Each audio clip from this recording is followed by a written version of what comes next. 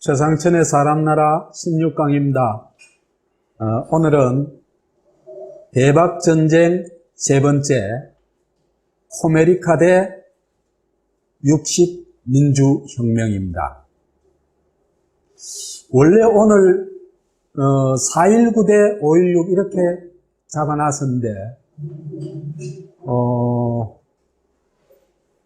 4.19 얘기를 조금 제대로 해봐야 되겠다는 생각이 들었습니다. 그래가지고 요걸 두 번으로 좀 나눠가지고 얘기해야 되겠다 싶어가지고 오늘은 일단 그 코메리카를 4.19가 어떻게 전복하고 또 변화시켰냐 여기에 초점 맞추고 그 다음에는 이 흔히 얘기하는 4.19가 만들어 놓은 자유대한을 5.16이 어떻게 또 뒤집어 엎는가 이 얘기를 조금 자세하게 얘기하기 위해서 두 분으로 나눠봤습니다. 우리가 지금까지 코메리카 얘기를 했습니다만 오늘은 이승만 시기의 코메리카가 어떤 모습이었는지 좀 더 자세하게 들여다보고 그 다음에 우리가 흔히 4월 혁명이라고 그럽니다마는 여하튼 이 혁명이 그걸 어떻게 극복해 나가는지 변화시켜 나가는지 좀 보도록 하겠습니다. 코메리카는 한국이 뭐가 된 겁니까? 미국의 반공 전선이 된 거죠. 그죠? 반공 전선이 되면서 반공이라는 거는 절대로 벗어날 수 없는 한국의 종교적 위치를 가지고 있는 그런 이념이 되어버린 시기입니다. 그래서 반공교 시대라고 할 수 있는데 이 반공교 시대는요, 유럽의 중세 기독교 암흑 시대하고 구조가 똑같습니다. 그래서 반공교, 유럽의 기독교 암흑 시대에 대비해가지고 반공교 암흑 시대라고 제목을 잡아봤습니다. 미국은요, 이 반공교의 신입니다. 반공교에서 받드는 신입니다. 한국의 구세주이고. 그런 장면을 보여주는 게 수도 없이 많지만은 그 중에 하나를 뽑아봤습니다. 아이젠하워가 4.19 이후에 그해 7월 달에 한국을 방문하는데 그때 모습입니다. 100만 명이 모였어요. 그래서 교통 정리가 안 돼요.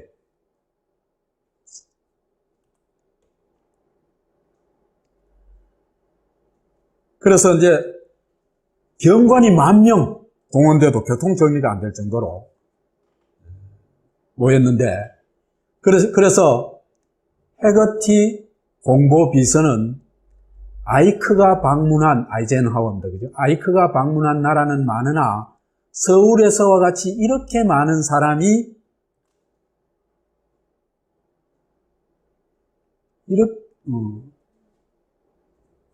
환영한 것은 처음 있는 일이라고 말하면서 여튼 굉장히 고마워했어요. 고마워할 수밖에 없는 게 일본에 방문하려고 그랬는데 그죠? 일본에서는 수십만이 방문 반대 시위를 해가지고 아예 방문 자체는 못하게 됐어요. 그런데 한국에는 이런 열렬한 환영을 받으니까 초열렬한 환영이죠. 그죠?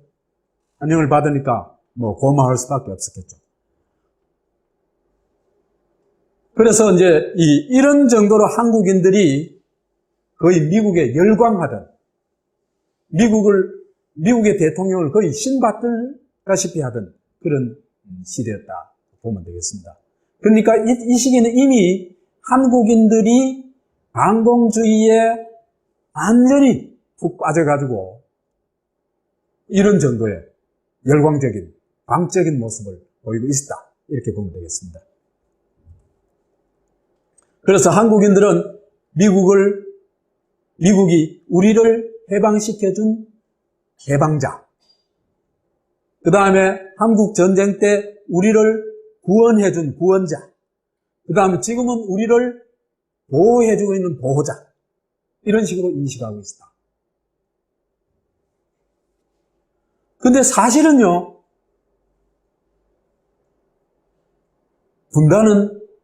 분단의 책임은 미국이 100%는 아니겠지만은 한 80% 이상 미국의 책임입니다. 미국이 선 안 껐으면은 분단되었을 가능성은 굉장히 낮습니다. 거의 없습니다. 그 다음에 한국 전쟁 때 한국 전체를 초토화시키고, 그 다음에 방공학살, 이승만 정권이 저지른 방공학살을 사실상 용인하고 눈 감아줬죠, 그죠? 전혀 문제 삼지를 안 했습니다. 그 다음에 한국의 정권에 대해서 빅브라더 역할을 하면서 거의 신권을 행사하고 있다, 이렇게 볼 수 있습니다. 그래 보면 참 그렇죠, 그죠? 분단 체제를 만들어낸 원흉이 미국인데, 이 미국을 미워하거나 비판하기는커녕 오히려 구세주로 섬기고 있죠. 몰라서 그럴까? 아니거든요. 미국이 허리 잘랐다는 거는 대부분 다 압니다, 지금. 지금도 그래요. 그래서 이게 왜 이러냐 하면요, 도저히 대항할 수 없는 거대한 힘 앞에서는, 그죠? 차라리 거기에 적응하고 그걸 숭배하기도 합니다. 이게 방공 도착증이라고 얘기할 수 있습니다. 왜? 도착증이 안 걸리면 어떻게 되겠습니까? 맨정신으로는 그 부당한 침해에 대해서 저항을 하게 될 때고, 그러면 어떻게 됩니까? 살아남기 어렵죠. 생존 방식이 방공 도착증이다, 이렇게 얘기를 할 수 있습니다.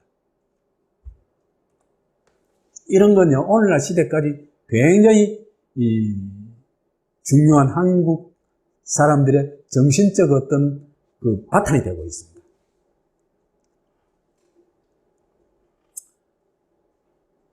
그래서 이제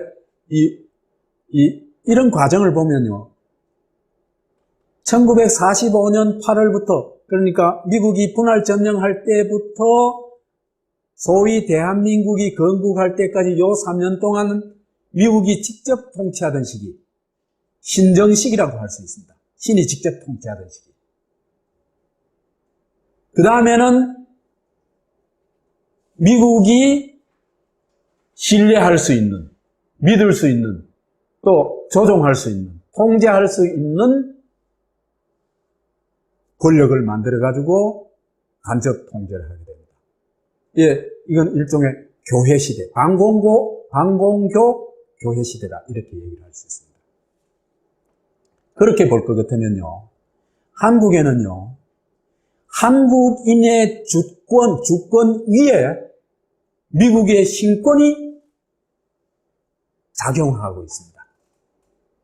이 신권이라는 개념은 그냥 이해의 편의를 위해서 제가 만들어 본 겁니다. 이 신권이라는 건요, 한국 정부가 절대로 거부할 수 없는 신성한 명령입니다. 이걸 거부하면은 그 정권도 하루아침입니다.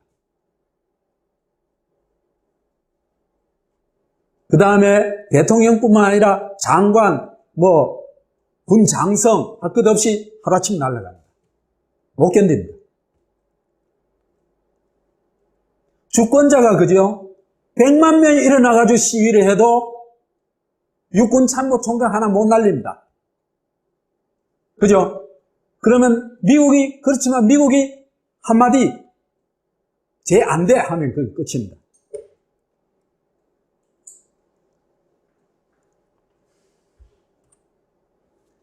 이런 신권을 가지게 된 핵심적인 어떤 뭐 힘이 있겠죠, 그죠? 그냥 신권이 작동하는 건 아니겠죠. 첫째는 원조, 돈을 주면서 사실상 경제 주권을 미국이 행사하는 겁니다. 두 번째, 주한미군이 주둔하면서 작전 통제권을 통해 가지고 군사 주권을 미국이 행사하는 겁니다.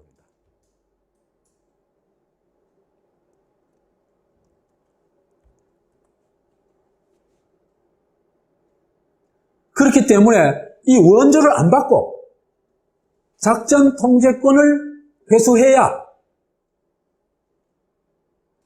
이 미국의 신권에서 벗어날 수 있습니다. 이 원조를 받고 작전 통제권이 그대로 있는 한은 이 신권을 좀 약화시킬 수는 있어요. 그죠? 형님, 그거 좀 심합니다. 요래 조금 봐주시면 안 되겠습니까? 이런 정도까지는 되지만은 거부하는 건 불가능해요. 그래서 이승만 정권 때부터 전두환 정권 때까지 보면은 신권이 주권을 압도했죠. 그죠? 데모 아무리 해봐야 4월 혁명 때 한번 딱 성공했지. 성공할 수가 없습니다. 주권은 그냥 통제 대상입니다. 그러다 보면은 이승만, 사실 역대 정권이라고 할 수 있는 이승만, 장면, 박정희, 전두환은 사실은 자기가 원하든 원치 않아든 미국의 충견이 될 수밖에 없습니다. 왜? 충견이 안 되면은 못 견딥니다. 원조 끊어버리고 주한미군 철수한다고 협박을 하면 못 견딥니다. 그 정권이. 이렇게 볼 것 같으면은 이 코메리카의 구조가 딱 보입니다. 그죠? 미국이 주인이고 사실상 한국 사람들의 권을 대행하고 집행해야 될 대통령인 사실은 그 미국의 충견 노릇을 할 수밖에 없습니다. 그 다음에 국민은 이런 반공주의에 철저하게 갇혀서 반공주의의 틀 내에서 국가가 제공하는 프로그램에 의해서만 움직이는 반공 로봇이 될 수밖에 없습니다. 이 시스템을 벗어나는데 우리가 몇 년 걸렸냐? 40년 걸렸습니다. 근데 어떻게 보면 그죠? 40년 만에 벗어난 거는 굉장한 겁니다. 왜? 유럽의 중세가 그걸 벗어나는데 얼마나 걸렸어요? 1000년이 걸렸습니다.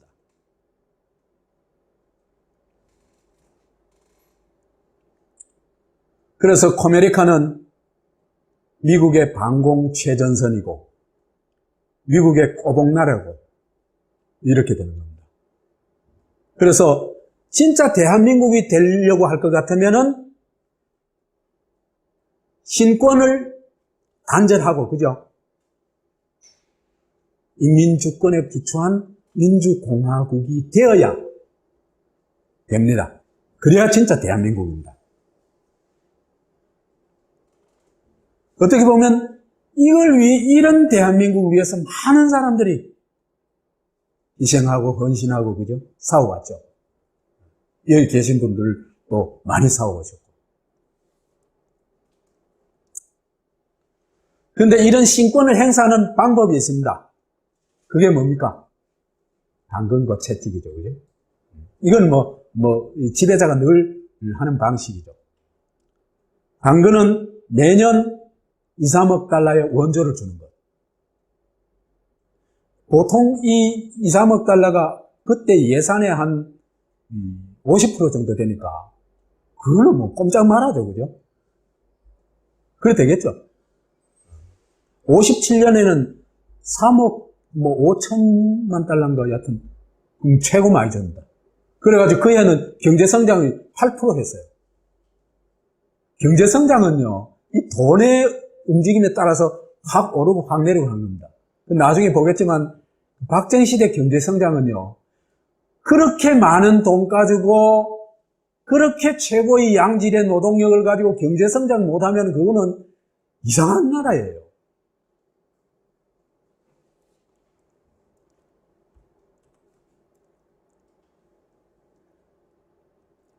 그 다음에 지지, 그죠? 정권을 지지하는 것.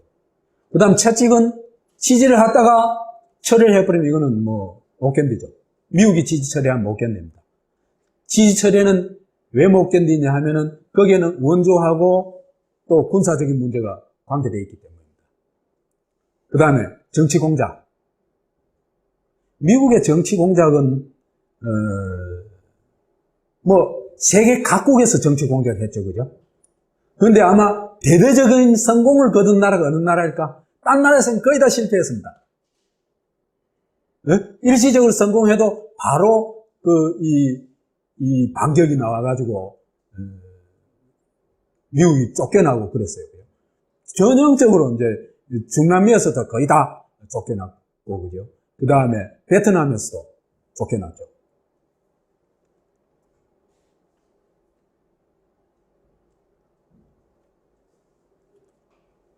원조 삭감 협박, 주한미군 철수 협박, 이거 하면은 정권이 못 견딥니다. 그래서 이런 신권을 행사하는 사람들이 누구냐? 미국 대사, 주한미국 대사, 주한미군 사령관, CIA 한국 지부장, 이런 사람들입니다. 이 시기에 국회의원들이, 그죠? 미국 대사관의 직원을 만나는 것조차도 하늘의 별 따기예요.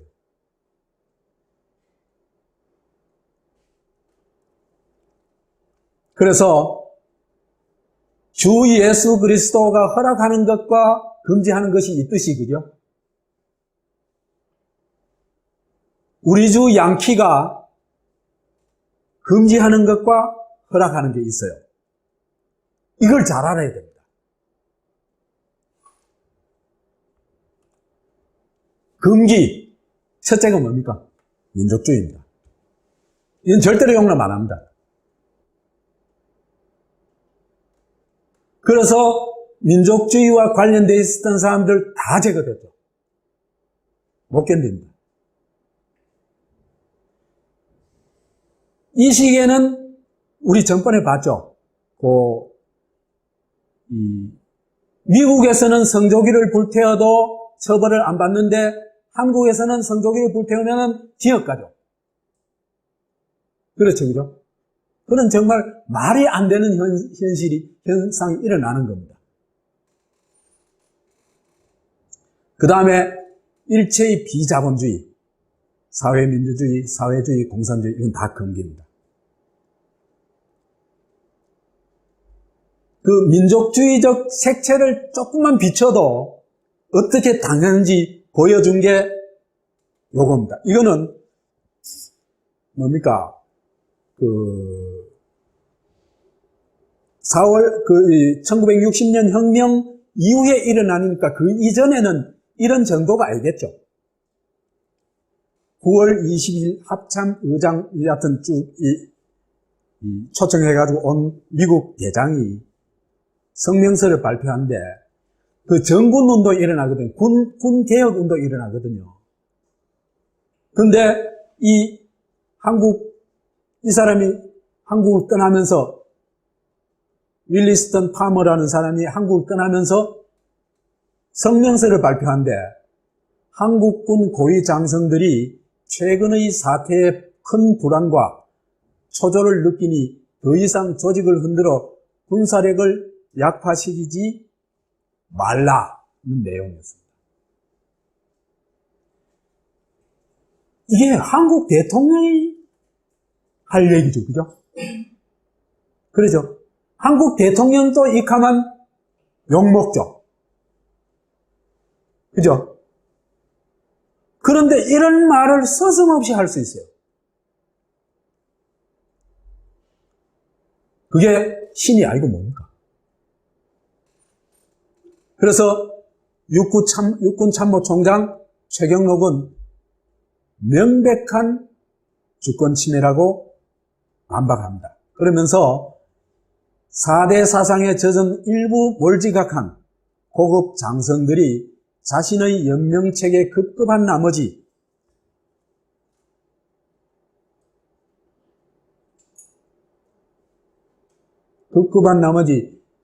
고급 정보를 외국 장성에게 제공한 것은 용납할 수 없다.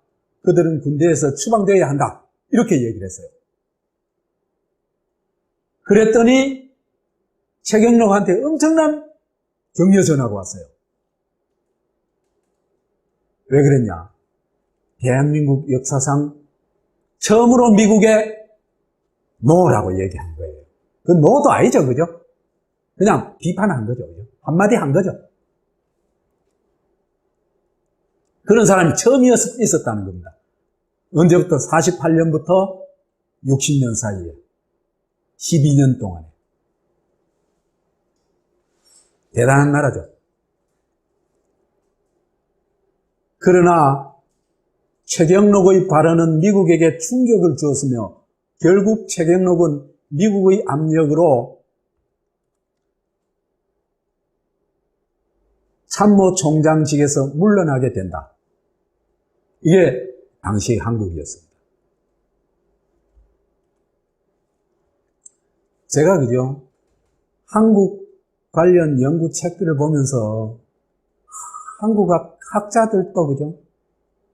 정말 이 미국이란 거대한 힘, 항공이란 거대한 덫 앞에서는 얼마나 무기력한가 하는 걸 많이 느꼈어요.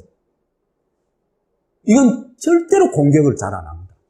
절대는 아니지만 공격을 거의 안 합니다. 비판을 거의 안 합니다. 왜? 신의 영역이기 때문에. 신성불가침한 영역이기 때문에. 우리 지금도 한국에서 그렇다는 얘기입니다.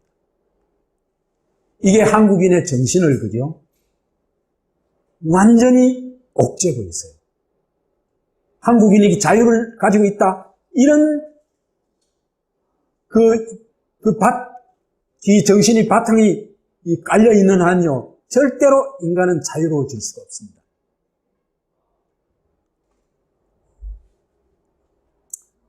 그러면 허용하는 건 뭐냐? 반공주의와 자유주의인데, 이 자유주의라는 것도 우리가 오늘날 알고 있는 자유주의하고는 다릅니다. 미국식 자유주의가 아닙니다. 말하자면 한국에 적용되는 자유주의하고 미국에 적용되는 자유주의하고는 질이 다릅니다.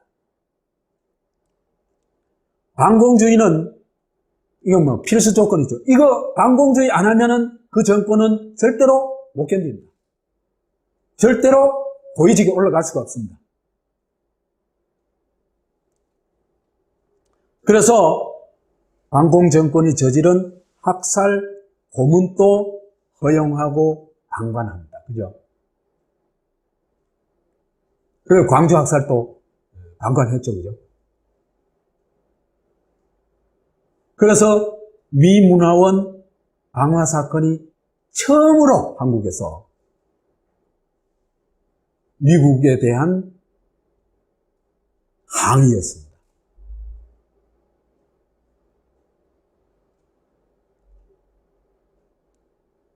그때 한국 언론이 어떻게 벌떼같이 일어난지는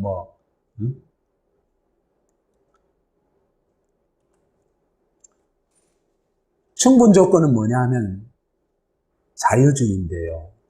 이 자유주의라는 것은 일반인들의 자유권을 의미하는 자유주의가 아닙니다. 자유권을 의미하면은 반공주의가 존립할 수 있습니까? 존립할 수 없죠. 그렇죠, 그죠? 그러니까 이 자유주의는 뭐냐 하면은 사유재산권 자유주의. 그래서 사유재산권은 신성불가침의 권리입니다. 그죠? 그 다음에 자본자유주의. 그러니까 자본이 회사에 대한 모든 권력을 독점하게 되어 있으니까 노동은 그냥 피고용자이고 노동력일 뿐이죠. 그죠? 사람이 아닙니다, 노동자는. 이런 자본주의 시스템을 유지하는 데 필요한 재산가와 자본가의 자유입니다. 이 자유라는 건. 절대로 일반 시민의 자유가 아닙니다.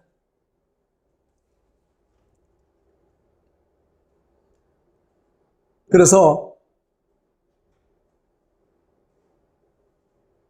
이때 노동자는 사람이 아니라 노동력으로 존재합니다. 그죠? 그래서 요즘 또 인력 그러죠. 그죠? 인력. 인력이 마력하고 비슷한 겁니다. 그죠?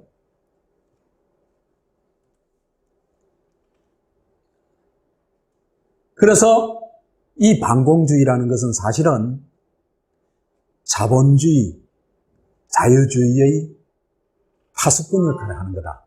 이렇게 보면 되겠습니다. 그 핵심 무력이 뭡니까? 군과 경찰이죠. 그죠? 그러니까 반공주의는 반드시 누가 전위에 선다?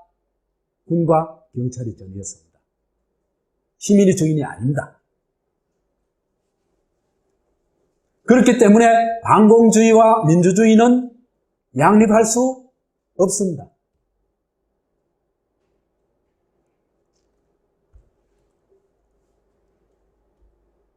그 다음에 자유가 조금 주어지긴 해요. 이 체제 하에서도. 그게 북한 체제보다는 우월한 점입니다. 북한 체제는 이 자유조차도 없는 건데 자본주의, 자유주의를 유지하기 위해서도 필요한 자유.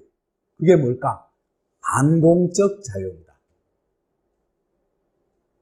뭐냐면 부산 미문화원에 방화했을 때 언론이 벌떼같이 들고 일어나가지고 언론의 자유를 만끽하죠. 그죠? 근데 그 언론의 자유는 누구를 위한? 시민들의 언론의 자유가 아니고 반공을 위한 언론의 자유입니다. 그죠?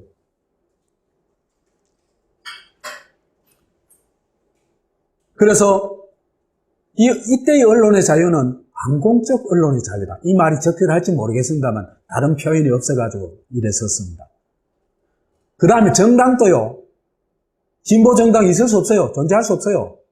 그럼 뭐냐? 반공 다당제입니다. 근데 그나마도 이게 일당제보다는 훨씬 낫습니다. 그죠? 선택의 여지가 있거든요. 그 다음에 선거권을 보장하고 있다는 것. 그것도 북한 체제보다는 훨씬 낫습니다. 아까도 얘기했다시피 반공주의와 자유주의는 양립 불가능하다. 반공을 벗어날 수 없는 자유는 사실은 자유가 아니죠. 그죠? 반공 이외에는 못 외치는 거죠. 그죠? 그게 무슨 자유예요? 한국의 언론이 딱 그렇죠. 그죠? 그래서 반공적 자유는 진짜 자유, 자기 결정권, 표현의 자유, 집회 결사의 자유, 이런 걸 박탈해버립니다. 그래서 오히려 이런 자유를 요구하는 사람들은 뭐로 몰아갑니까? 사탄, 마녀, 빨갱이, 이런 걸로 몰아갑니다. 그죠?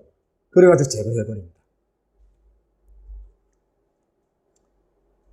그래서 반공적 자유는 반공주의를 선전하고 반공주의를 세뇌시키는 방법일 뿐이다. 그걸 실감하려면 뭘 보면 됩니까? TV조선을 딱 보면 됩니다. 그래서 이제 이런 나라에서는 반드시 한 사회가 나쁘게 가는데, 그죠? 가장 손쉬운 방법이 뭐냐 하면은 가장 기본적인 세팅을 하는데 이 뭐냐면 이분법으로 나눕니다. 그 이분법으로 나눈 것 중에서도, 그죠? 제일 악랄하게 이분법으로 나누는 게 선악 이분법입니다. 그렇기 때문에 우리, 그죠? 어떤 문제에 대해서도 선악 이분법으로 나누면 안 됩니다. 그건 함정에 빠집니다. 그리고 이 악을, 그죠? 제거해야 될 대상으로 만들고, 이 사람, 선한 사람들은 이 악에 대해서 적개심을 갖도록 만듭니다. 그렇기 때문에 이런 선악 이분법으로 만들고, 그 다음에 적을 설정하고, 그죠? 그 적개심을 강제화하면은요, 그게 바로 중세 기독교의 모습이고 가장 그 위험한 사회가 됩니다. 그래서 방공교회에도 그런 적을 설정하죠. 그죠? 첫 번째, 기독교에서 사탄과 같은 적. 그 사탄은 현실 내에 있는 적입니까? 외부에 있는 적입니까? 외부의 적이죠. 그죠? 그 외부의 적을 여기 방공교회에서는 뭐로 정합니까? 북괴죠. 그죠? 그 북괴와 내통한 게 뭡니까? 북괴에 동의하거나 내통한 게 빨갱이죠. 그죠? 두 번째, 이제, 중세 기독교에서 마녀 사당하는 게 그게 바로 빨갱이 사냥입니다. 그 중세 기독교의 모습 그대로입니다. 구조 그대로입니다.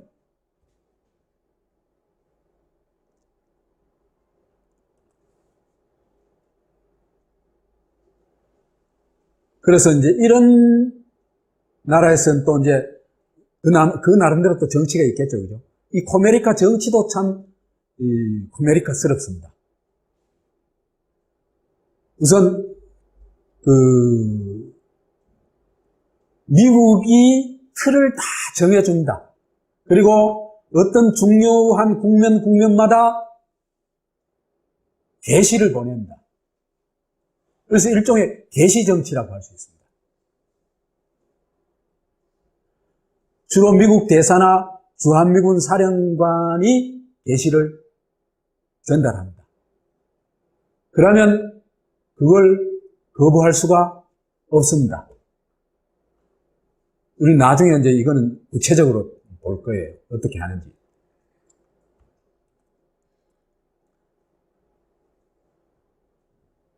그 다음에 코메리카 총독을 만듭니다. 그죠? 만드는데 이거는 만드는 방법은 아주 간단해요. 미국이 밥 한 번 같이 먹고 초청해주고 등 한 번 쓰다듬어주고 이래 하면은 그냥 되는 거예요. 그래서 일대 이승만이 마치 미국의 큰 저항이라도 한 것처럼 얘기하는데 그게 전혀 아닙니다. 미국이 이승만이 오바를 하니까 참 말도 안 되는 짓을 너무 많이 했잖아요. 그죠? 오바를 하니까 이래 까딱하다가는 큰 난리 나겠다 싶어가지고 좀 제지한 겁니다. 그죠? 그때 제지할 때 좀 앙탈을 부리는 정도입니다. 그래서 이승만의 그 정치 고문을 했는 올리버가 이런 말을 합니다. 이승만은 미국에 앞서서 미국의 이익을 실현하라고 했던 인물이다 할 정도입니다.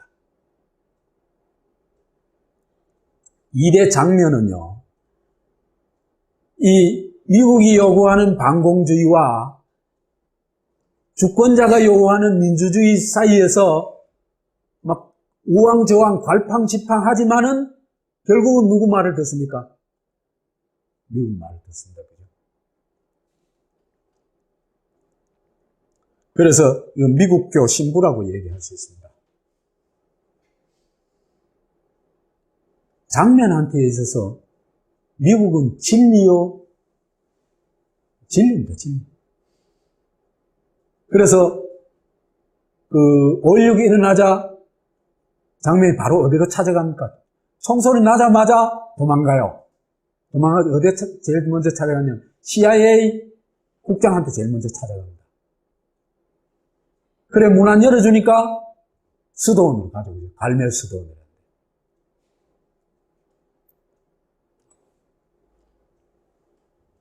3대 박정희, 4대 전두환.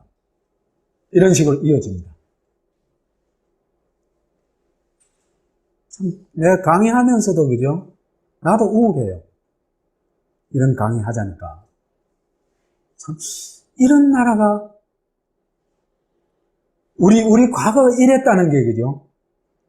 그런데 사실은 이걸 정직하게 얘기를 해야 되거든요. 그 다음에, 그렇다 보니까 정당도 반공정당 이외에는 존립할 수가 없습니다. 그죠? 그래서 반공 A당. 이 뭡니까? 자유당 같은 반공 조폭당입니다. 그죠? 정치 깡패 만들고 전 사회를 조폭적 구조로 만들어 나가는 그런 세력들입니다. 이게 전형적으로 자유당이죠. 그죠? 그래서 이런 자유당이 지금까지 이어져 오고 있죠. 자유당에서 민주공화당, 민주정의당, 민정당, 이 전두환이 됩니다. 그죠? 민자당, 이건 누구 때입니까? 노태우 때입니다. 그죠? 그 다음에 신한국당, 이거는 김영삼이 때, 한나라당, 새누리당, 이렇게 이어오고 있습니다. 그 다음 반공비당, 이건 반공자본당이라고 할 수 있습니다. 자유를 좀 추구하긴 하되, 인정하고 추구하긴 하되, 그 자유가 반공적 자유를 좀처럼 넘어서지 못하는.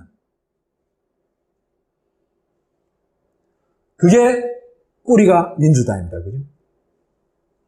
그래서 지금까지도 새정치민주연합으로 이어오고 있습니다. 새정치민주연합에는 민주주의를 추구하는 세력도 제가 볼 때는 국회의원 중에 한 3분의 1 정도는 됩니다. 그런데도 왜 이 사람들이 진짜 민주정당, 진짜 그 반공주의를 벗어난 진보정당을 왜 추구하지를 못하냐. 이들도 반공이 덫이 무섭다는 걸 알아요. 그죠? 그렇기 때문에 거기서 그 반공의 반공의 철조망을 벗어나지는 못하는 겁니다.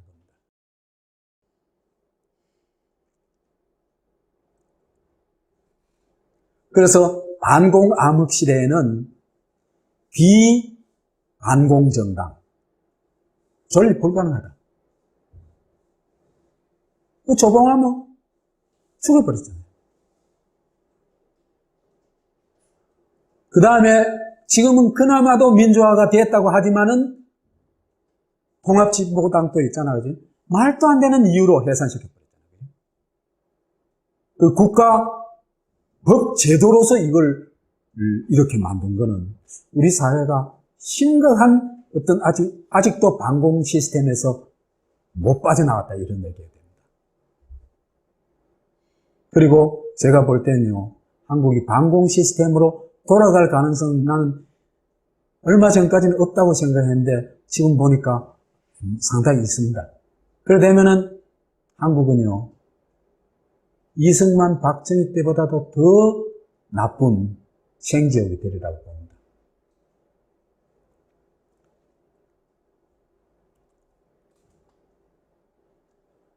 코메리카 경제, 이거 완전 미국 9호 경제입니다. 원조 경제는 아까 얘기했죠, 그죠? 어느 정도 규모였는지. 그 다음에 한미경제합동위원회라는 게 있어가지고 사실상 미국이 경제주권을 행사합니다. 그래서 상공부, 재무부, 부흥부 등 각 부처의 정책을 심의하고 여기서 결정하는데 말이 한미경제합동위원회지 누가 결정하겠어요? 미국이 결정하는 겁니다. 이게 주권국가예요.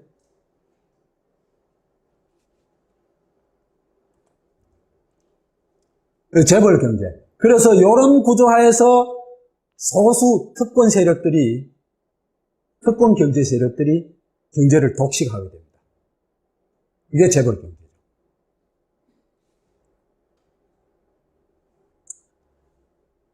그 다음에 이 반공 체제를 유지하기 위해서는 반공 조폭 체제가 필요합니다.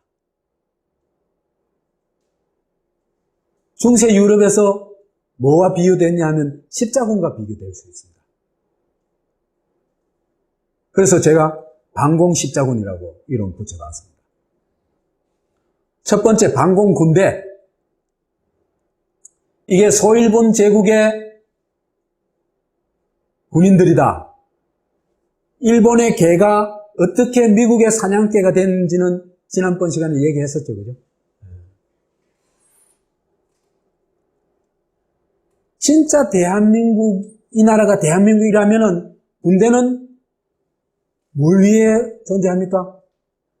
주권자의 안전 보장을 위해서 존재하죠, 그죠? 다시 말해서 사람 안보를 위해서 존재해야 됩니다. 경찰도 마찬가지고요.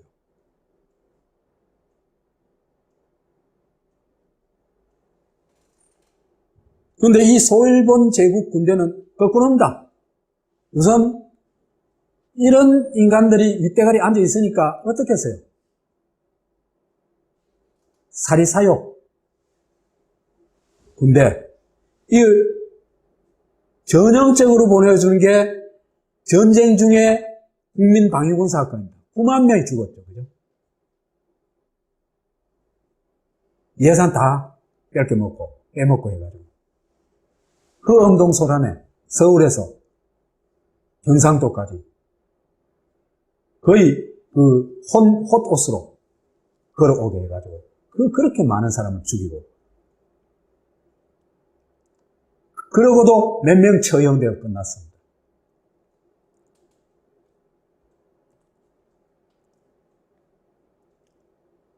그 대일본 제국 군대와 소일본 제국 군대에는 근본적 차이가 있다. 이 사람들이 일본군 군대 출신을 하더라도 일본 사람들의 일본군의 정신을 가지고 있냐? 아닙니다. 일본군은 뭐였습니까? 잘못된 길을 갔지만 그들은 조국을 위해서 싸웠습니다. 그리고 사무라이 정신도 있었어요. 그런데 한국의 이 일본군 출신이라는 배반자들이죠. 그죠? 그렇기 때문에 배반자들이 위 상층부를 지배하고 장악하고 있는 그런 군대는 배반의 군대로 갈 위험성이 굉장히 높습니다.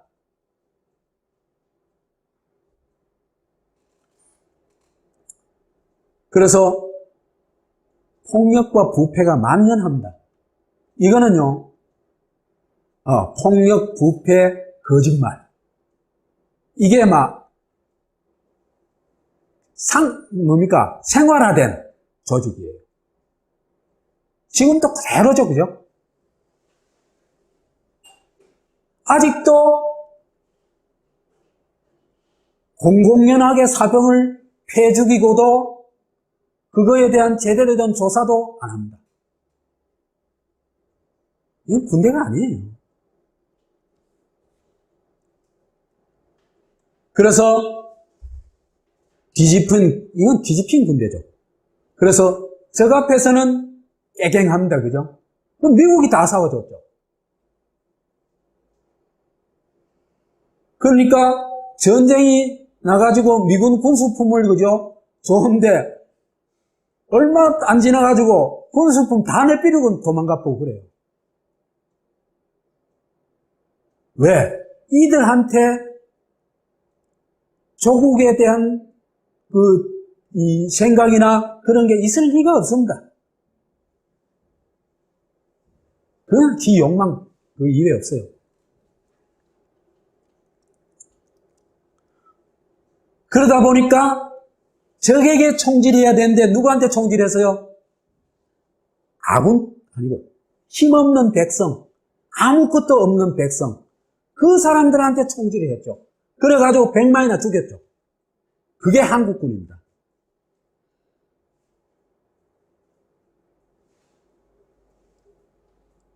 병력 구성은 뭐,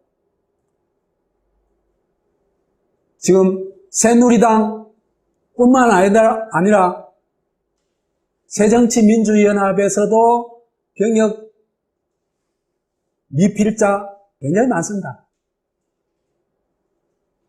국회의원 중에.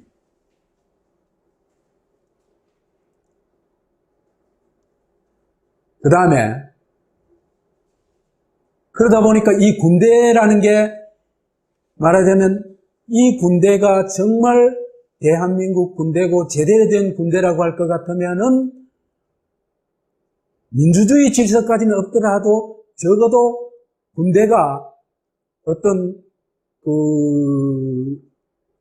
나름대로의 어떤 군대로서의 어떤 기강이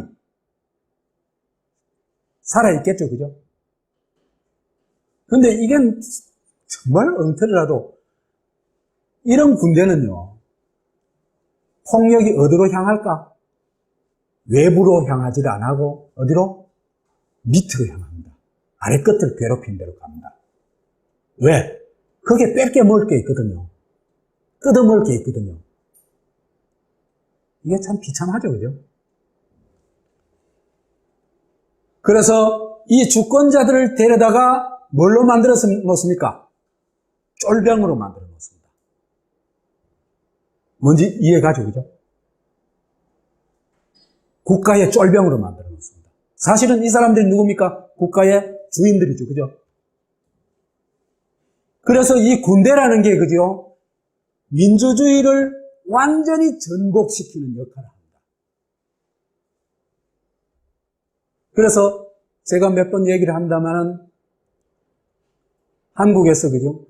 가정에서 가부장적 가정, 그 다음에 조폭적 학교, 조폭적 군대, 요 3대 조폭 스쿨을 졸업하고 나면요, 한국인은 조폭적 인간에서 도저히 빠져나오지를 못합니다. 왜? 태어났을 때부터 20대 초반까지 이래 살아보면요, 거기에서 못 빠져나와요. 이게 비극입니다. 그렇기 때문에 나는 조기 유학 그런 거 대찬성이에요. 우리나라 더 개방해야 됩니다.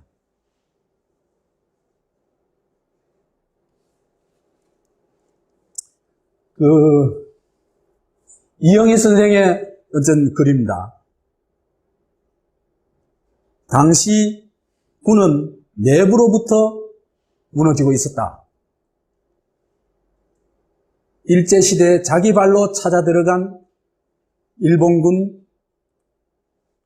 조선인 지원병이나 일제사관학교 출신 장교들은 반인간, 반민족적 정신상태가 지배하고 있었다. 그걸 그냥 두드려 패고 기분 안 좋으면 하급자한테 엎드리라 그래가지고 그것도요, 악랄한 게 줄바딱 하는 겁니다. 아무 잘못도 없이 그냥 위에서 한 방씩 맞으면 저 제일 밑에 있는 놈 얼마나 맞겠어요? 죽어나는 겁니다.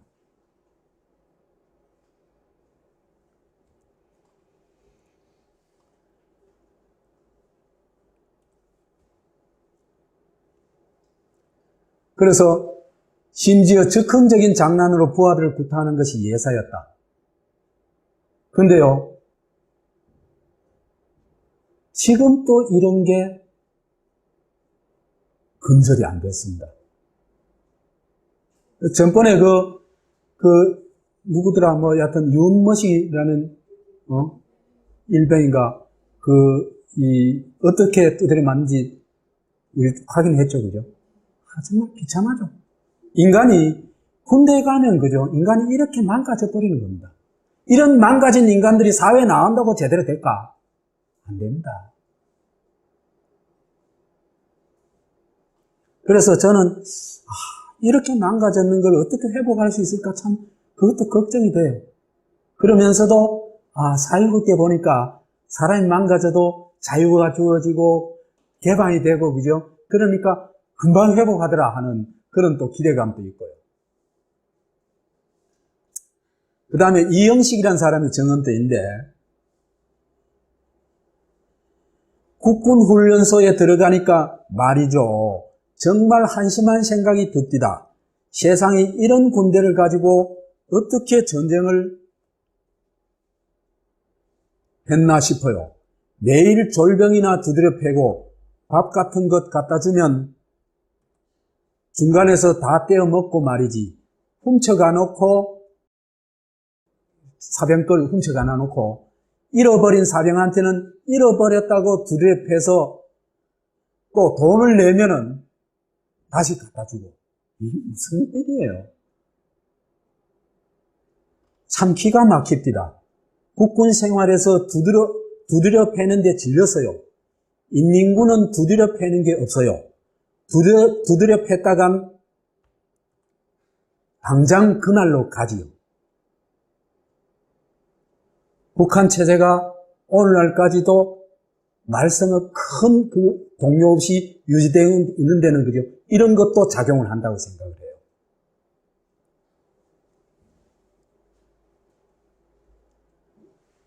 그 다음에 각 분야를 방공식자군 체제로 바꾼다.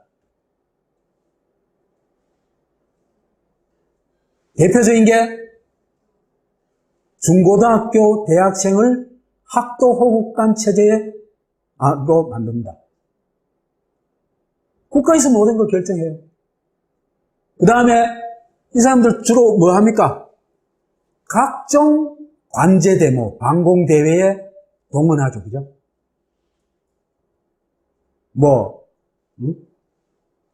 그 다음에 이승만을 비롯한 높은 사람들 환영 행사 이런 거 있잖아요. 그죠? 근데 다 동원되는 거예요. 대한노총. 이건 노동운동 분쇄하는 전위예요, 전위. 저거하고 비슷합니다. 그 87년 이후에 생겨났던 구사대학 하는 게 있죠. 그죠? 그거하고 비슷합니다.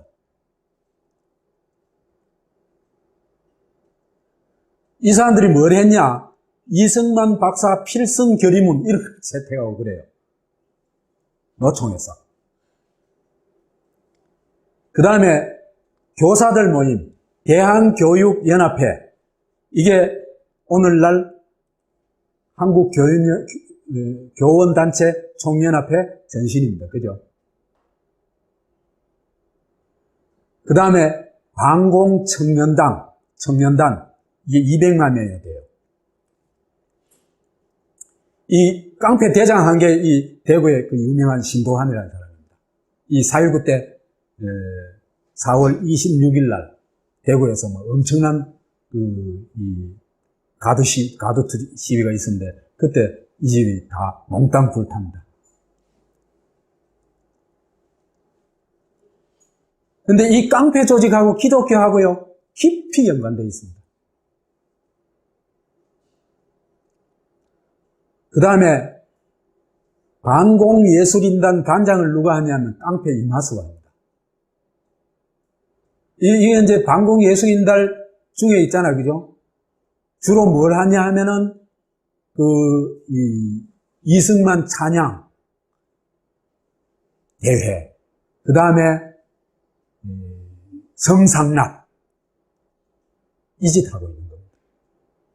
거기서 못 빠져나가요.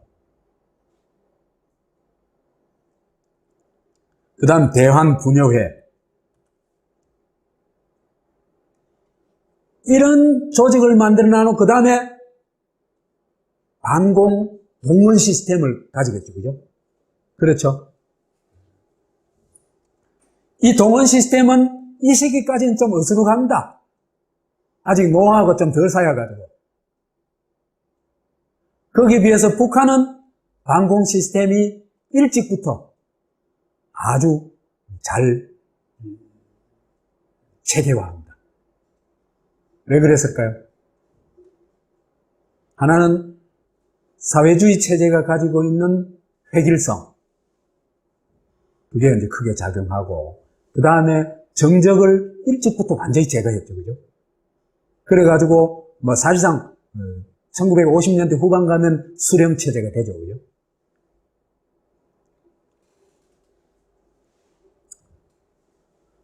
그렇지만 여하튼 이 제도적으로 확립된 거는 박정희 유신체제, 국은 유일체제 때 완성이 됩니다. 그래서 각종 행사와 관제 데모에 동원되고, 이래 되면은 주권자가 뭐가 됩니까? 통치 대상이 되죠. 그죠? 그죠? 그래가지고 이제 지위가 완전히 바뀌어버렸죠. 국가와 인민의 지위가 원래는 이겁니다. 그죠? 우리 그림을 그릴 때 있잖아. 그죠? 국가를 얹어놔놓고 뭐 대통령하고 그다음 뭐 인민 이래 하죠. 그죠? 그것은 잘못된 그림입니다. 인민이 최상입니다. 그 다음에 국회고, 그 다음에 대통령이고, 그 다음에 각종 기관들입니다. 그게 올바른 그림입니다.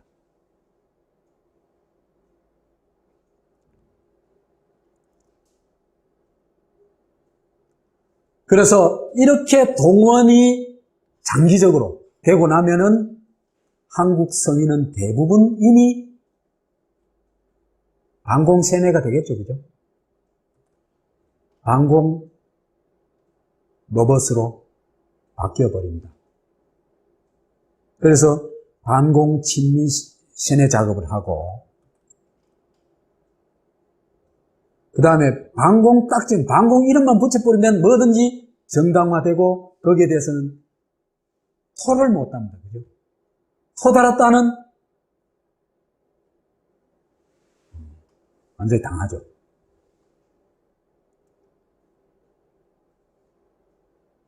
그 코메리카 반공교 암흑시대에 대한 정리를 좀 할 필요가 있겠습니다.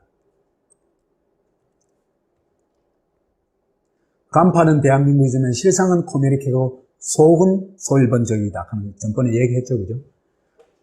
그 다음에 이 코메리카라는 건 사실은 유럽 중세 기독교를 조악하게 재현한 거다.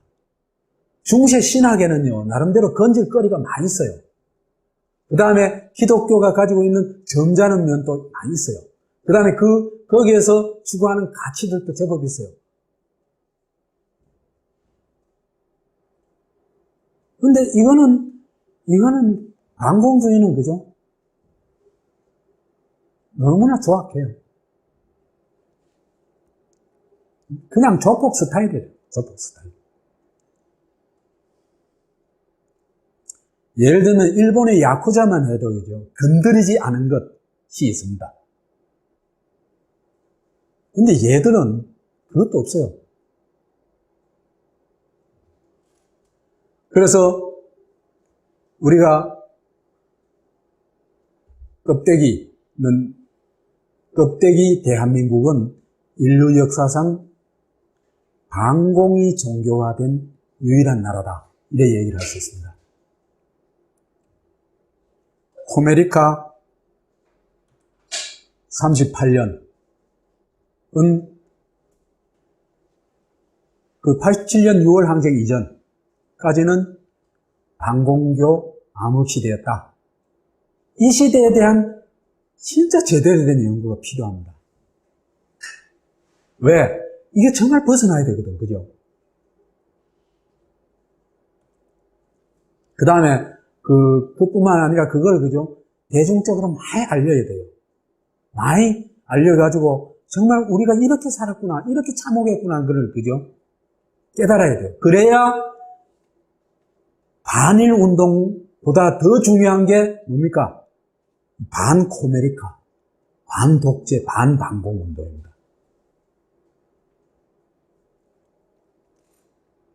이 반공교가 심각한 게요.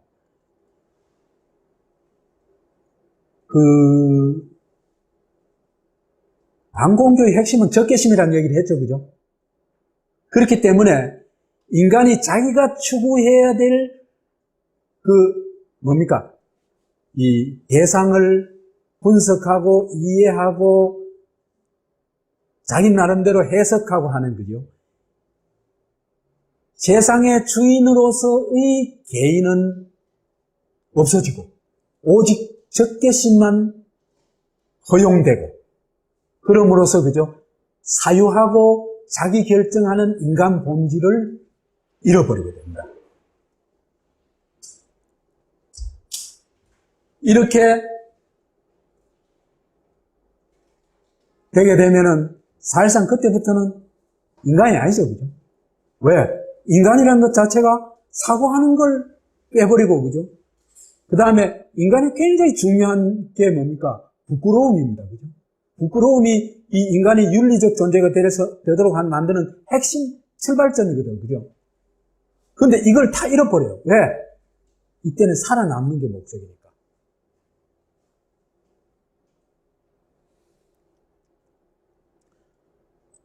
살인, 고문, 방공은 살인, 고문 등 인간 말살을 정당화하는 반인륜의 시그널이다. 마녀 빨갱이는 종교 권력, 독재 권력이 반대자, 미운 놈한테 뒤집어 씌운 이럽니다. 빨갱이는 없다. 얘기를 할 수 있습니다. 어떤 생각을 가진 사람이 있을 뿐이지, 그런, 뭡니까, 이 반공주의자들이 만들어낸 악마, 그런 존재는 존재하지 않는다.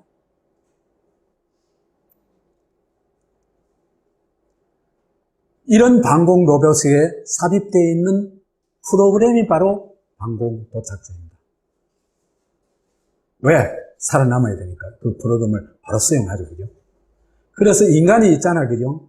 살아남는 게 유일한 목적이라면 그게 뭡니까? 짐승이죠. 그렇죠, 그죠? 본능밖에 남질 않습니다. 코메리카의 빛과 그림자, 반공주의는 재앙이었다. 이걸 지금 우리가 빨리 깨달아야 됩니다.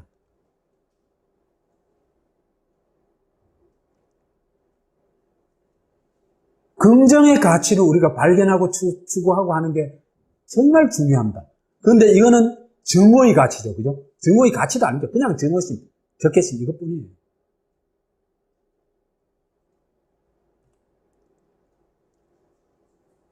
그러면서도 이 시기에 그래도 좀에 건질 수 있는 것은 미국식 자유주의의 힘이다. 비록 반공 다당제지만은 다당제가 됐고, 그죠?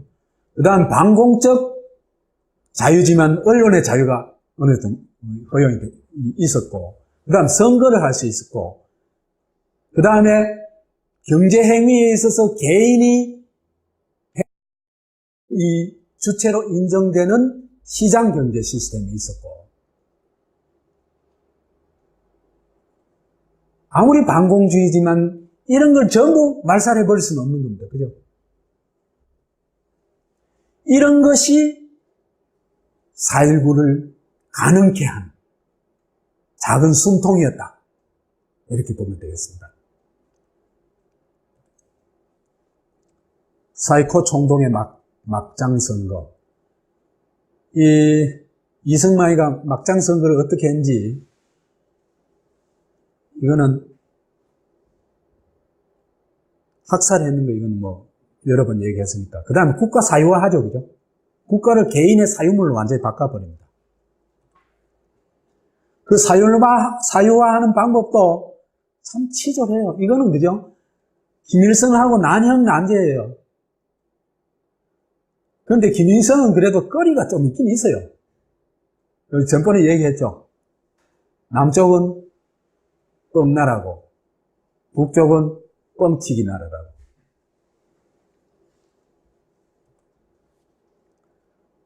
$1,000원짜리 지폐에 초상화를 넣고, 학교와 관공서에 초상화를 걸어놓고, 사진을 걸어놓고, 그 다음에 오래 사시라고 송수탑을 건립하고, 동상을 세우고, 동상이 그때 당시 세계 최고였어요. 25m짜리 동상을 남산에 세웁니다. 그 다음에 탄신 축하 행사를 죽기 전해까지 하는데, 외교사절을, 서울운동장에서 외교사절을 초빙하고 학생 수만 명을 동원해가지고 대통령 찬가를 부르고 레스게임을 하고 사열식을 하고 박목월이라는 사람도 참 골 때리는 사람이에요. 일제시대는 일제시대 때로 그 다음에 그 이승만 때는 이승만 때 아부하고 또 박정희 때는 새마을운동에 앞장서고 정말 골 때려요. 그 아들도 참 비슷하게 골 때려요. 이름 까먹어버렸습니다.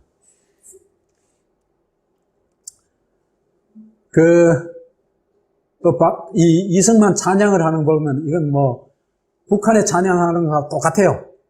민족의 태양이다. 세계적 반공 지도자다.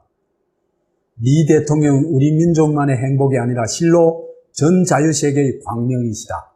북한 얘기하는 거 똑같죠? 서울신문 사설에 난 걸 보면은 이 대통령 안 했으면 우리 독립 못 했다. 그 다음에 일본도 적화됐고 미국도 달라졌을 것이며 인류의 자유가 말살됐을 것이다. 이래 얘기를 하고 있어요. 완전 구세주예요. 그죠?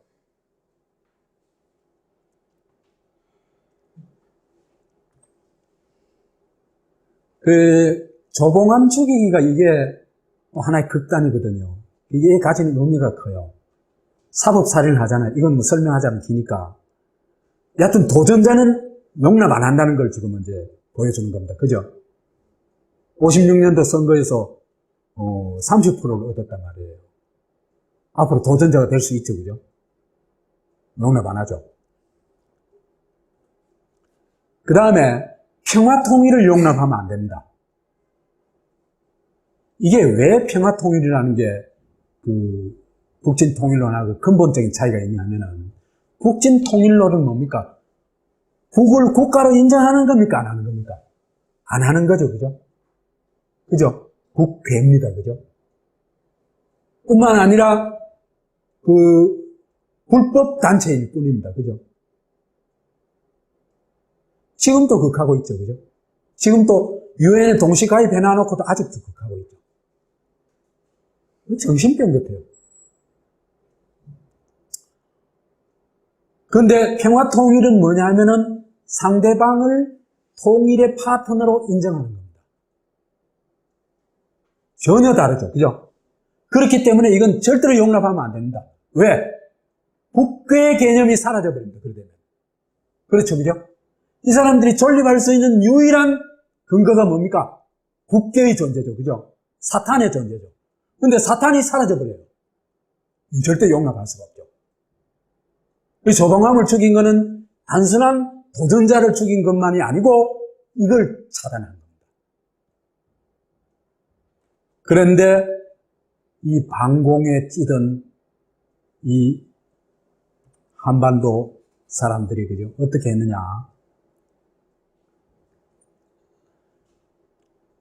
미국 반공정당, 혁신계, 소위 국민 모두가 조봉암의 죽음에 침묵했습니다. 30%나 표를 줬던 사람들도 조봉암의 죽음에 침묵했습니다.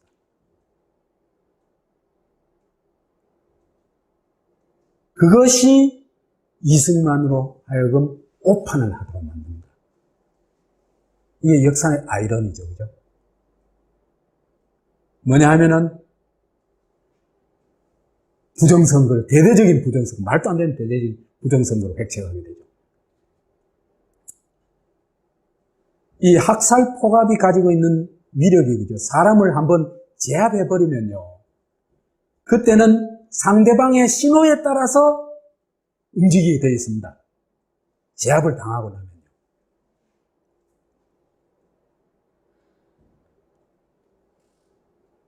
그래서 이래 볼 수 있습니다. 1960년 현재 어린애들 이외에는 다 제압됐다. 이렇게 봅니다.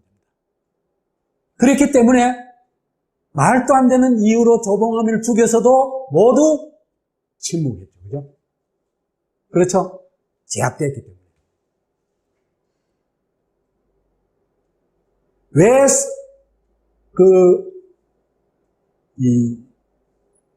반 이승만 시위가 고등학교에서 고등학생이 시작했냐 하는 건 이렇게 설명할 수가 있습니다.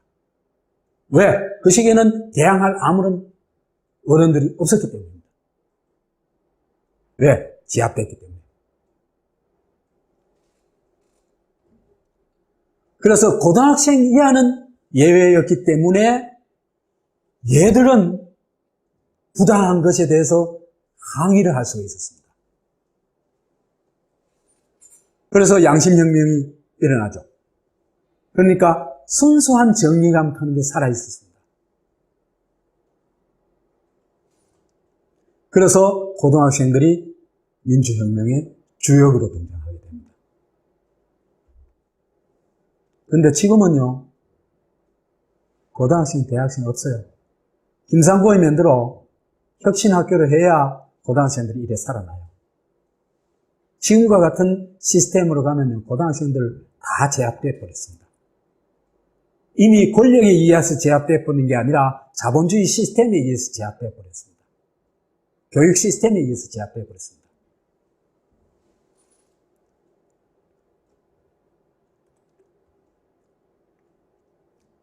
그래서 이제 막장 선거를 기획하죠. 막장 선거는 이게 그죠? 이승만이도 안 할 수 없는 게 선거예요. 이게 정말 하기 싫은 건데, 그죠? 근데 이제 막장 선거를 대표적인 게 사할 사전투표죠. 유권자가 100명이다 할 것 같으면 40표를 아예 투표함에다가 사전에 넣어놔 버립니다. 이승만 이거분 찍은 거. 3인조, 5인조 투표, 뭐 이런 것들입니다. 얕은 쭉. 그 다음에 개표도 멋대로 하고. 그래서 군 부재자 투표의 경우에는 이승만이 120%가 나와버렸어요. 그래가지고 부랴부랴 이걸 또 고치니라고 난리를 피우고 그래요. 그래서 최종 발표는 이승만이 89.7%, 이기붕이 79% 득표했다. 이렇게 발표를 합니다. 민주혁명의 60민주혁명. 4.19 혁명이란 말은 적절하지 못한 것 같아요. 4.19 날 봉기가 많이 일어났다고 해가지고, 대대적인 봉기가 일어났다고 해가지고, 이 4.19 혁명이라고 할 것 같으면 너무 그날에만 초점 맞춘 거거든요. 그 다음에 4월 민주혁명이란 말도 적절하지 못한 것 같아요. 왜 그러냐면 장면 정권이 수립되고 나서도 혁명운동은 계속되거든요. 그렇기 때문에 그럼 장면 정권 수립되고 나서는 완전히 빼버리면 그건 안 되잖아, 그죠? 그래가지고 차라리 그럴 바에는 혁명의 시기를 볼 것 같으면 60년 2.28에서부터 5.16 직전까지로 봐야 된다. 그러면은 거기에 맞는 적절한 이름을 지어야 된다. 그런데 핵심적인 거는, 이 혁명의 핵심적인 거는 독재 정권을 타도한 거죠. 그죠? 그 다음에 민주국가 건설 운동을 대대적으로 벌인 거죠. 그죠? 그 다음에 그 민주국가 건설 운동을 하면서 동시에 통일운동을, 우리가 획득한 자유를 통해서 통일운동으로 영역을 넓혀간 거죠. 그죠? 이렇게 볼 것 같으면 이거는 60민주혁명이다. 이렇게 볼 수 있지 않냐 싶어요. 마치 유럽의 68혁명하고 비슷한 개념이 아니냐. 그 비슷한 면이 있어요. 뭐냐 하면은 학생들이 지긋지긋한 있잖아요. 교육 시스템에서 뭔가 분노가 있었거든요. 축적되어 있었거든요. 그게 그 축적된 게 폭발한 거거든요. 유럽도 그래요. 68혁명이라는 것도.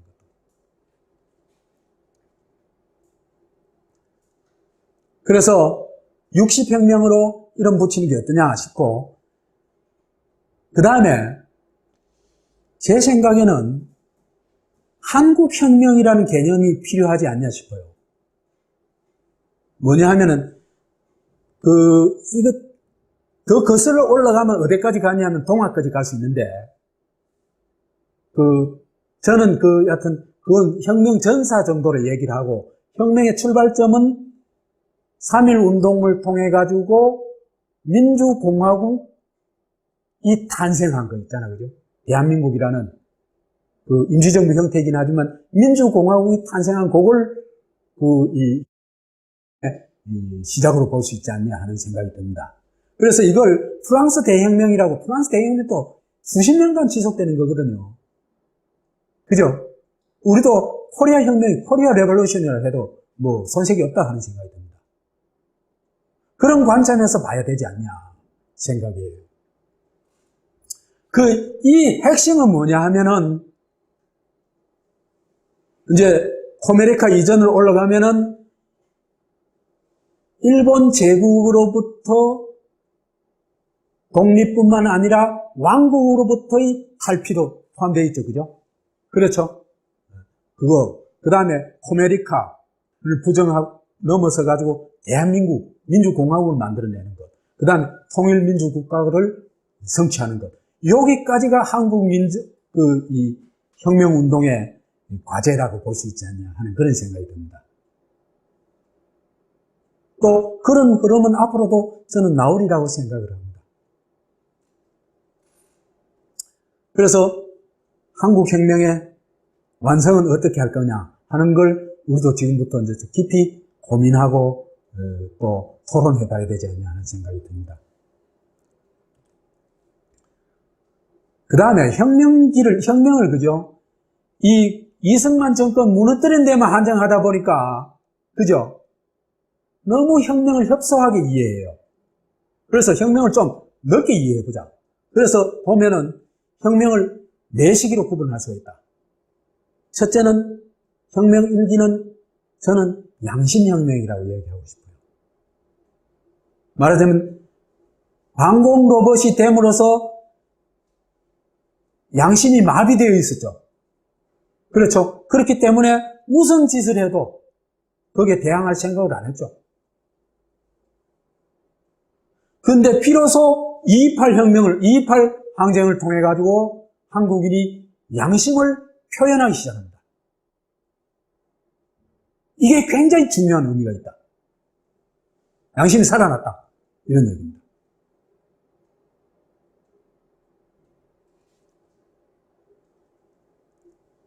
왜 대구에서 일어났냐? 여러 가지 설명이 가능하겠습니다만 진보적인 분위기가 결정적이지 않았나 싶어요. 말하자면 11항쟁에서부터 60 민주혁명, 4.19, 2.28 이후에 60 혁명이라는 아까 얘기했죠, 그죠? 그 기간 동안에, 그죠? 대구가 가장 격렬하게 투쟁을 합니다. 대표적으로 교원노조가 어디서 생깁니까? 대구에서 생기죠. 그죠? 그 다음에 저거 있죠. 학살 진상규명위원회, 그죠? 그것도 대구가 중심입니다. 그 다음에 대중시위 있잖아요, 그죠? 3만, 5만 이렇게 나옵니다. 딴 도시는 3천, 5천도 안 나옵니다. 그때 당시엔 대구가 혁명의 도시였습니다.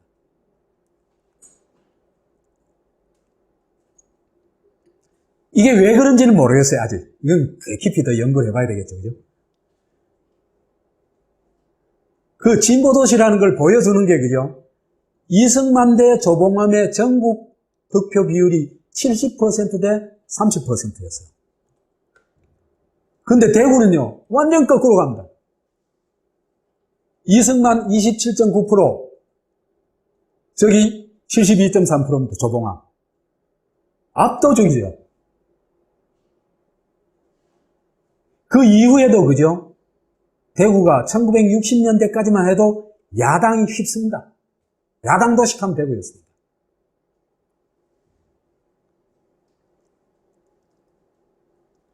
그래서 양심혁명이 폭발할 수 있었다. 그래서 이건 뭐 기질하고도 좀 관련이 있는 것 같아요. 그 퇴학, 수감 등 이 학생들 얘기를 들어보면요. 그때 그 고등학생들이라는 게 불과 한 16, 7, 8, 9, 이런 정도거든요.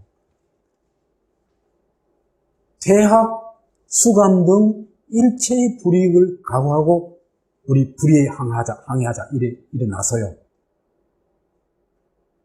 그 다음에 일부 교사도 나도 교직에서 쫓겨날 각오했다. 이렇게 하고. 그게 폭발점이 됩니다. 자기를 버리지 않고서는 이룰 수 없는 것 같아요.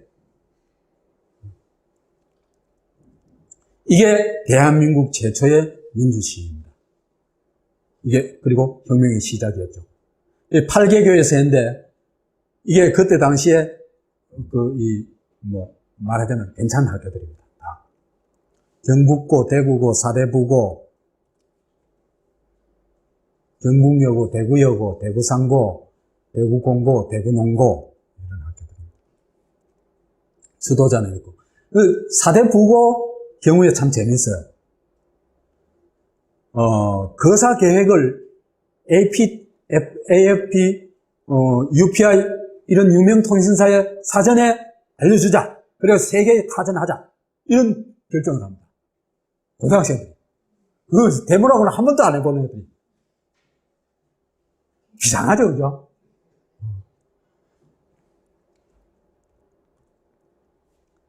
그 다음에 또 단식 농성을 합니다. 딴 학교는 단식 농성 없어요. 그 다음에 고등학교 학생들이, 그죠? 도지사 항의 방문을 결정합니다. 지금 고등학교 교장 항의 방문도 겁나가지고 안 하려고 할 건데, 그죠? 대단하죠? 자랑스러워요. 그 다음에 노가바. 이때 이제 노가바가 나옵니다. 노래 가사 바꿔 부르기. 그죠? 일어났는데, 유정철이란 가사를 딱 그때 바꿔가지고 불러가지고, 이게 그 동아일보 보도돼가지고 전국 애창곡이 돼요. 이것도 경북 사대부고에서 나온 겁니다. 선생님 되게 자랑스럽겠습니다.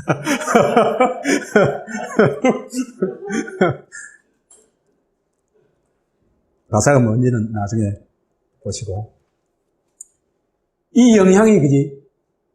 이 대구의 228이, 그죠? 기폭제가 됩니다, 말하자면. 전국에 요원의 불길처럼 번집니다. 그래서 쭉 보면요.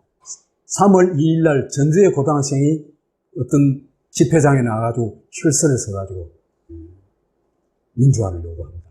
그때부터 쭉 전국적으로 이제 3.15 때까지는 전국적으로 확대됩니다.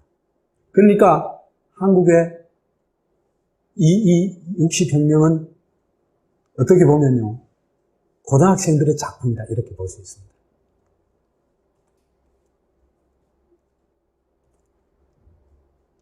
그 다음 마산항쟁. 이걸 간단하게 설명할게요. 이건 마산에서 정말 총질을 했죠, 그죠? 거기다가 김주열 바다에서 떠올랐죠, 그죠? 그 사진이 이제 전국에 보도됐죠. 근데 그죠? 이 시기에도 나는 개인의 결단이라는 게 굉장히 중요하다고 느끼는 사람이에요.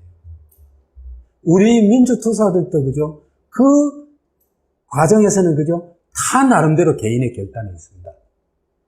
개인의 결단이 없으면 그거 못해요. 이 시기에도 이제 정남규라는 민주당 국회의원, 이 사람이 합장을 했습니다. 그랬기 때문에 마산이 폭발했습니다. 그래서 나는 이런 사람들을 반드시 기려야 된다고 생각해요. 근데 정부는 이제 이거 전부 빨갱이로 몰아붙이죠, 그죠?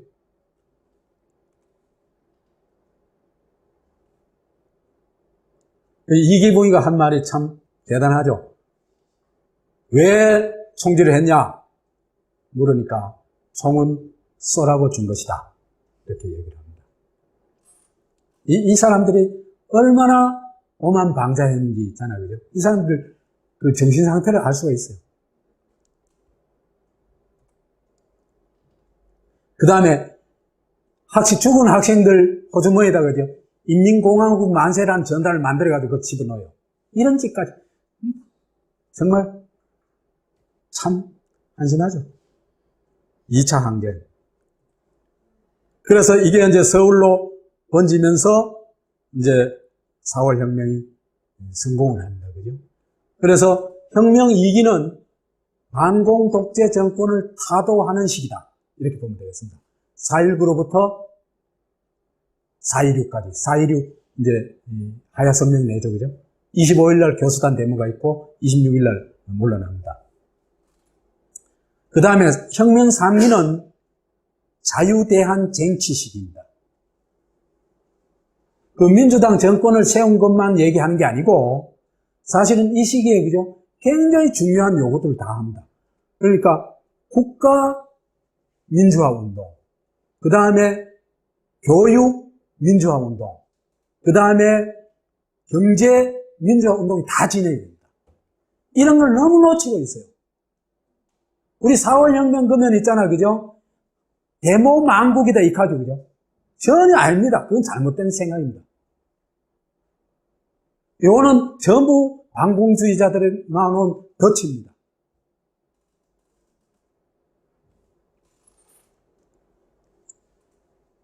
요 구체적인 내용들은 다음 시간에 얘기를 할게요.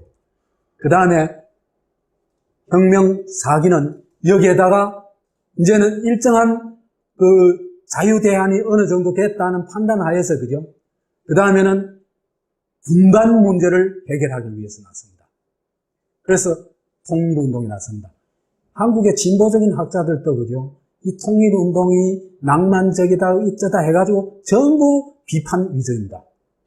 그런데 그죠? 뭐든지 있잖아요. 그죠? 완벽한 답, 정답이 있다. 그것 자체가 잘못된 거예요. 자기 주장들 하는 거예요. 당연히 할 수 있는 주장들을 하는데 그게 왜 문제냐 말이지. 그러니까 우리가 자유주의와 민주주의에 대한 이해가 얼마나 천박한가 하는 걸 보여주는 게 우리들의 인식이. 반공주의에 찌들어 있는 눈으로 볼 것 같으면 그죠? 이게 학생들이 과격하고 잘못했고 그죠? 해서는 안 되지 했고 뭐 이런 식으로 자꾸 몰아가는 거예요. 그런데 이 혁명의 이 성패에는 또 여러 가지 어떤 어려움이 있습니다.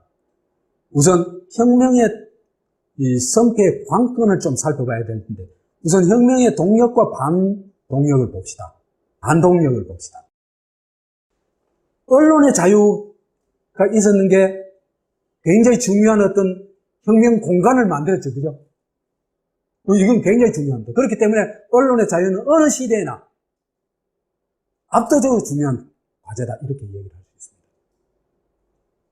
그 두 장의 사진, 김주열 그 사진하고 그 다음에 고대생 피습된 사진. 이게 폭발의 시기입니다. 그죠? 그 다음에 이 혁명의 동력인 고당시행이다 하는 얘기는 했죠. 그죠? 이게 이제 그 대학생과 시민을 자극해가지고, 그 다음에 서울 사람들을 엄청 욕했어요. 서울 내기 담아냈기라고. 근데 서울 너는 왜 가만히 있냐 말이야. 지방 사람들은 그때는 지방이란 말이 없었어요. 사실은. 지방이란 말도 그죠? 굉장히 문제를 왜곡하는 언어입니다. 여튼 그 차별을 이 각인하는 언어거든요. 지방이란 말이. 그래 지방대학, 지방교수, 지방의사, 지방사람 말도 안 되는 얘기들입니다. 미국에서 그런 말 하면 뺀때기 맞아요. 그래서 이제 이게 이 시민혁명, 민주혁명으로 바뀌어야 된다.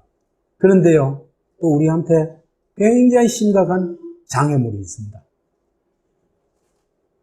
이 혁명이 성공했던 건 미국이 허용했기 때문입니다.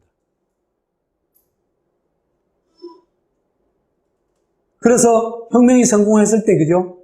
이승만 하야 성명이 나왔을 때, 미국 만세! 그랬어요. 그 다음에 이승만 동상을 끌어내렸잖아요. 그죠? 그런데 메가더 동상에는 화환을 갖다 그랬어요. 그때 당시에 우리들의 생각이었거든요. 우리 한국인의 생각이었거든요. 미국이 어떻게 허용했냐? 총문서대로 한 겁니다. 작전 통제권 가지고 있으니 그건 말 한마디면 딱 되겠죠. 그죠?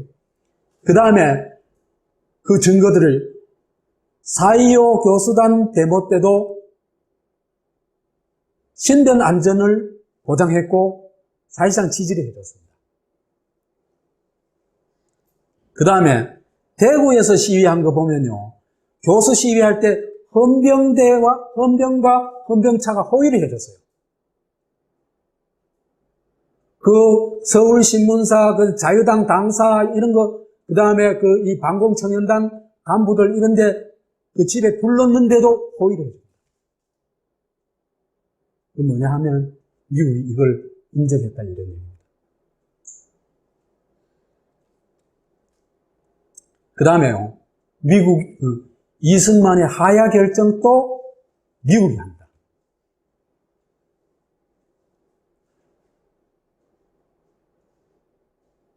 그 오전 9시 10분 메카나기는 대사입니다. 그죠? 국방장관 김정렬에게 전화를 걸어 사태가 매우 심각하므로 즉시 이 대통령을 만나서 학생 대표단 면담, 선거 제실시에 관련한 성명 발표, 이 대통령의 향후 정치적 역할에 대한 고려 등을 건의하라고 말했다. 누가 대통령입니까, 지금? 네? 네. 미국 대사가 대통령이죠, 그죠? 이승만이 이미 대통령 아닙니다. 9시 40분경 미 CIA 책임자 피어드 실바도 김정렬에게 전화를 걸어 이승만이 경무대와 한국을 떠나는 문제를 메카나기와 협의할 준비를 하라. 아예 명령을 합니다. 그죠? 그 다음에 2시간 안에 총사퇴를 하지 않으면 여러분은 모두 죽게 될 것이다. 이렇게 얘기합니다. 이게 뭡니까?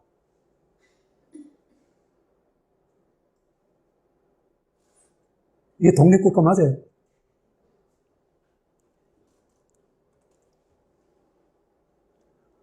그래서 곧바로 이제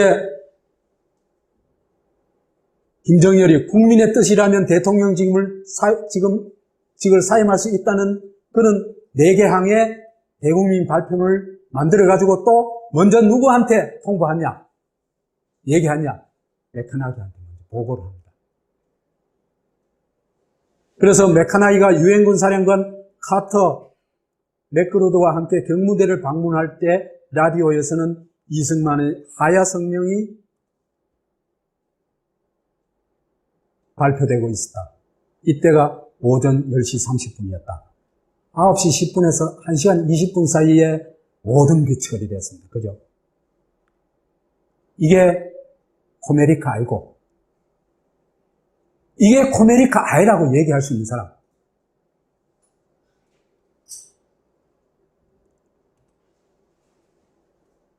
그래서 혁명은 우리한테 굉장히 큰 어려움이 있었습니다. 민족민주혁명의 과제, 한국혁명의 과제는 이런 것인데, 아까 얘기했었죠, 그죠? 근본적 장애가 몇 가지 있어요. 제일 큰 장애는 뭐냐면, 미국이 신의 역할을 하고 있기 때문에 이걸 어떻게 돌파하지 않으면 혁명이 불가능하다는 겁니다. 그럼 미국이, 한국이 요구하는 게 뭡니까? 수십 번 얘기하죠. 반공전선이죠, 그죠? 여기에서 벗어날 수가 없는 겁니다. 아까 얘기했죠. 반공주의와 민주주의는 양립할 수 없다 얘기했죠, 그죠? 그래서 이 혁명 와중에 반미가 나오거나, 반공전선에 반미 얘기가 나오거나, 반공전선에 이상이 생기는 순간 미국은 혁명의 반동력으로 바로 바뀝니다. 왜? 그것이 미국 이익이기 때문에. 그 다음 또 하나는 십몇 년 동안 만들어 놓은 반공교와 반공 세력. 이 세력들도 기득권을 지키기 위해서 결사적이겠죠. 그렇죠. 그 다음에 대중도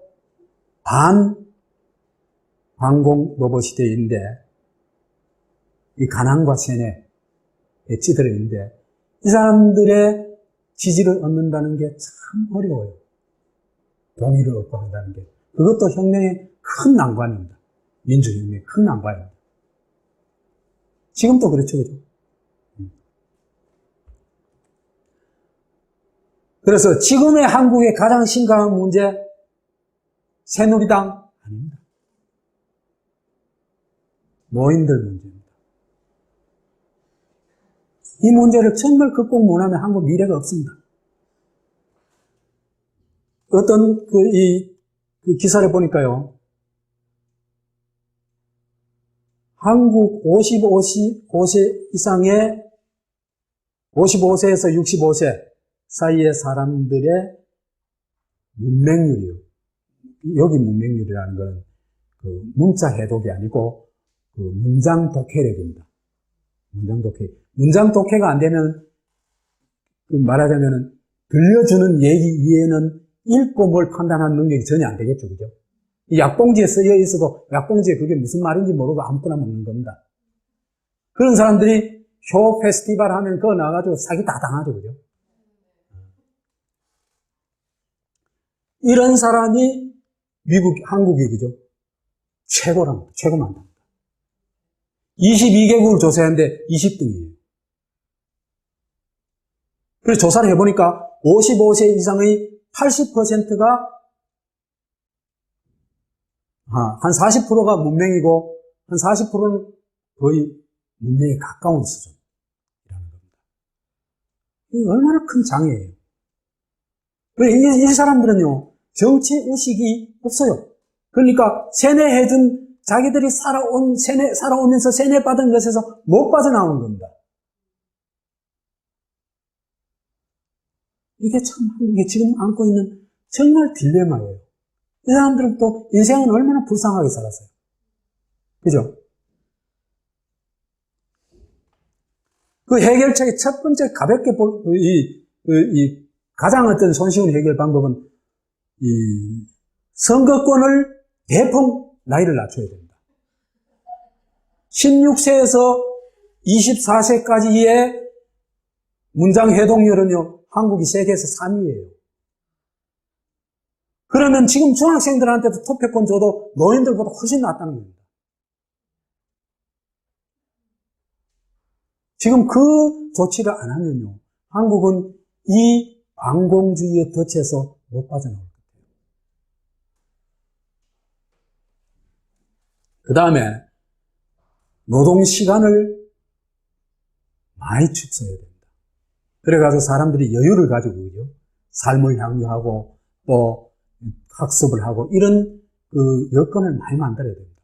사실은요, 이거는 이명박이 대통령 출마했을 때 핵심 공약을, 누가 핵심 공약을 이걸 들고 나왔냐면, 뭡니까? 문국현이가 이 핵심 공약입니다. 근데 한국인들이 무지몽매하니까 이런 공약을 전혀 모르는 거예요.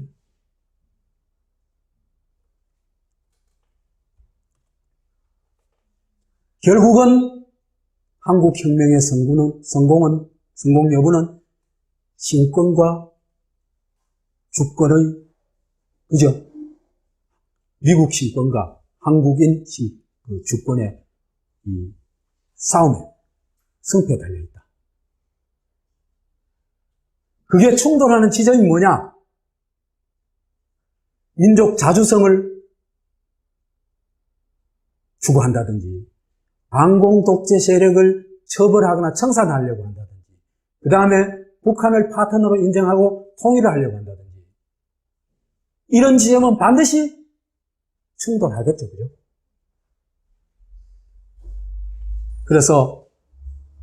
그런데 충돌할 수밖에 없었죠. 그 60 혁명 세력은 결국 신의 코토를 건드리고 맙니다. 그 건드리고 마는 것의 몇 가지가 있는데,